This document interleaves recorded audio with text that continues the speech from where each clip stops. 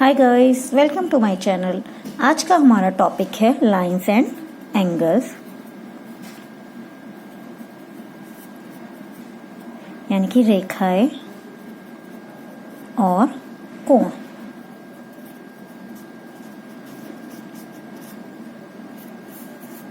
Last video में हमने पूरक कोण और संपूरक कोण के बारे में पढ़ा था। आज जो हम पढ़ने जा रहे हैं वो हैं शीर्ष अभिमुख कोण,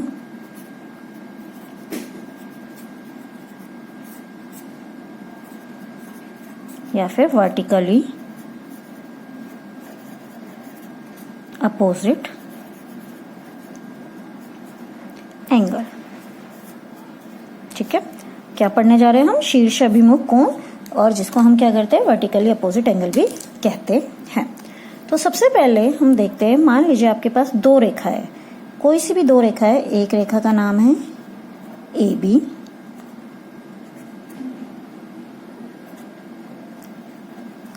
और एक रेखा है CD।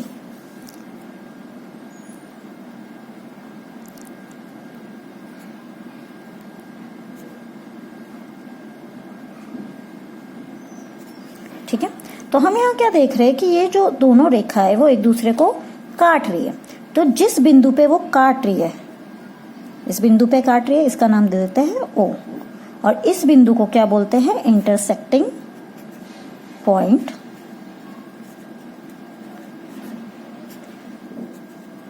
या फिर प्रतिच्छेदी बिंदु, यानी कि जिस बिंदु पे वो दोनों रेखा एक दूसरे को काट रही है उसे क्या बोलते हैं? प्रतिच्छेदी बिंदु या इंटरसेक्टिंग लाइन। अब इसमें एक दूसरे को चार कोणों में बांट रहा है, 2 3 4। मान लेती है, इसका नाम ले लिया हमने 1 2 3 4। अब जो कोण 1 है वो हमेशा किसके बराबर होगा? कोण 3 के। इसी को क्या कहते हैं हम? शीर्ष अभिमुख कोण, यानी कि जो शीर्ष यानी कि मुंह के आगे वाला कोण है, यानी कि सामने वाला कोण है, वो कहलाता है हमारे शीर्ष अभिमुख कोण। तो यहाँ पे शीर्ष अभिमुख कोण कौन कौन से हो गए? कोण 1 बराबर होगा किसके? हमेशा कोण 3 के। और कोण 2 बराबर होगा हमेशा किसके? कोण 4 के, यानी कि 1 3 के बराबर होगा और 2 4 के बराबर होगा। ठीक है, इसको अगर हम लिखे तो ऐसे भी लिख सकते हैं कि कोण AOD बराबर होगा, AOD बराबर होगा किसके? BOC के। और कोण AOC बराबर होगा किसके? BOD के। ठीक है, तो कोण 1 और कोण 3 क्या हो गया? शीर्ष अभिमुख कोण हो गया। वैसे ही कोण 2 बराबर होगा कोण 4 के। तो ये कोण कहलाते हैं हमारे शीर्ष अभिमुख कोण या वर्टिकली अपोजिट एंगल।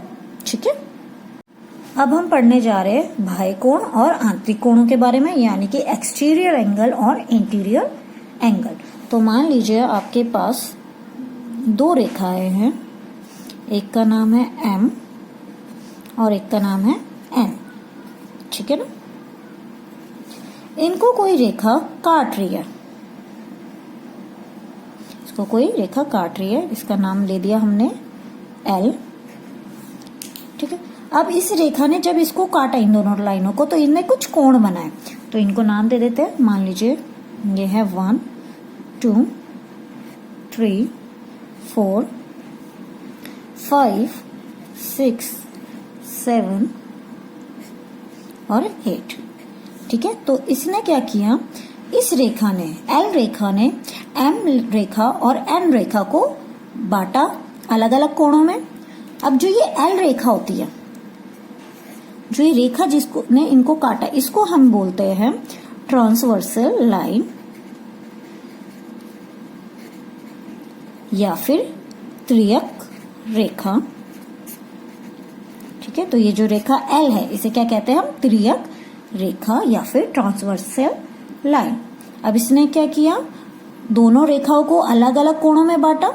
अब जो कोण बाहर की साइड है, बाहर की साइड इन द सेंस जो ये बाहर को हमें दिख रहा है, जैसे कोण 1 2 7 और 8, कोण 1 2 7 और 8, ये कोण हमारे कहलाते हैं बाह्य कोण।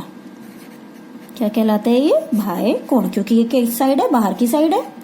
या फिर एक्सटीरियर एंगल, ठीक है ना, ये इस बाहर की साइड है दोनों। वैसे ही कोण 3, कोण 4, कोण 5 और कोण 6 ये कहलाते हैं हमारे आंतरिक कोण। आंतरिक कोण या फिर इंटीरियर एंगल, ठीक है ना। इंटीरियर एंगल यानी कि अंदर के कोण कौन कौन से हैं हमारे? 3, 4, 5, 6, ठीक है ना। ये इस दोनों लाइनों के अंदर है, इसलिए इनको क्या दिया? आंतरिक कोण बोला। और ये दोनों लाइनों के बाहर की साइड है, तो इसलिए ये क्या हो गया? बाह्य कोण, ठीक है। अब हम पढ़ेंगे कॉरेस्पॉन्डिंग एंगल।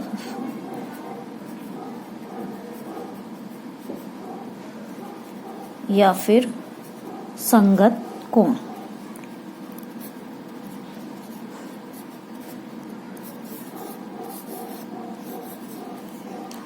मान लीजिए कोई दो समांतर रेखा है। समांतर रेखाएं कौन सी रेखाएं होती है? जो एक दूसरे को कभी भी नहीं काटती और एक दूसरे के इक्वल डिस्टेंस पे होती है। मान लीजिए इसका नाम है M और इसका नाम है N। इसको कोई क्रियक रेखा काट रही है।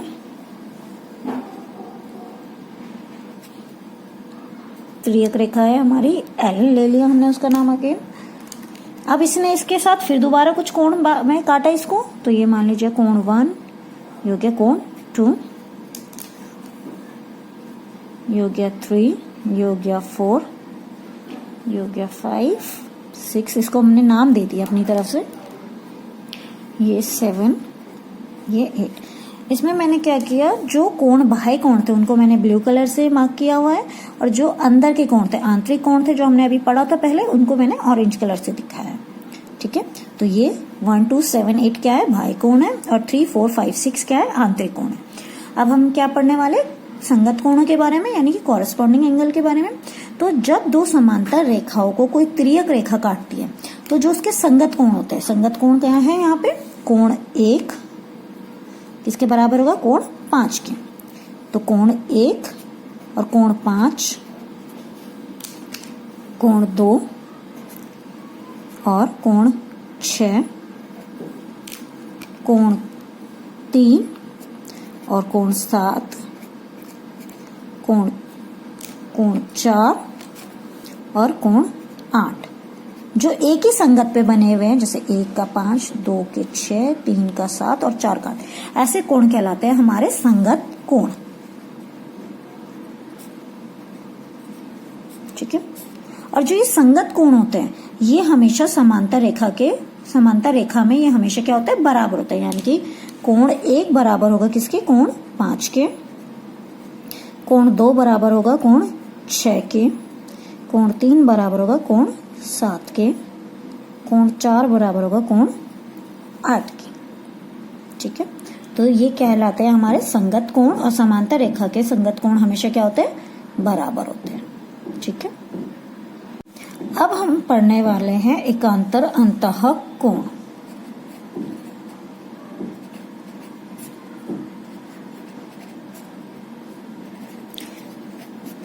यानी कि ऑल्टरनेट इंटीरियर एंगल। हमें पता है जो कोण 3, 4, 5 और 6 ये हमारे कैसे कोण है? अंतः कोण है। अब एकांतर अंतः कोण वो कोण होते हैं जो तिर्यक रेखा के विपरीत दिशा में होते हैं। जैसे कि मान लीजिए कोण 4 है, ये किसके एकांतर अंतः कोण होगा? इसका 6 के। यानी कि कोण 4 बराबर होगा किसके? कोण 6 के। उसी तरह से कोण 3 बराबर होगा किसके? कोण 5 के। और ऐसे कोण हमारे कहलाते हैं एकांतर अंतः कोण, यानी कि ऑल्टरनेट इंटीरियर एंगल, ठीक है। ऐसे ही हमें पता है हमारे बाह्य कोण कौन कौन से? 1, 2, 7, 8। तो एकांतर बाह्य कोण यानी कि ऑल्टरनेट एक्सटीरियर एंगल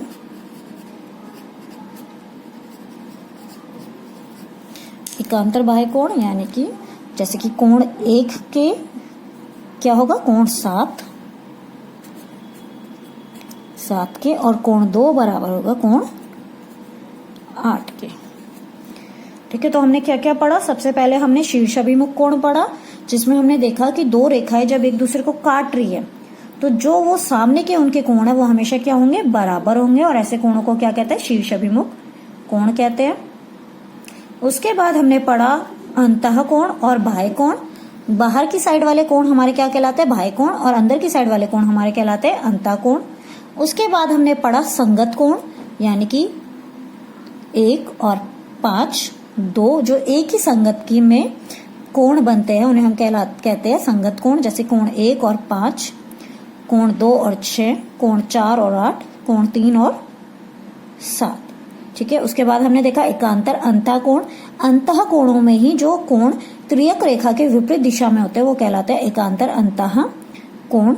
वैसे ही एकांतर बाह्य कोण, जो बाह्य कोणों में ही त्रियक रेखा के विपरीत दिशा में होते हैं वो कहलाते हैं हमारे एकांतर बाह्य कोण।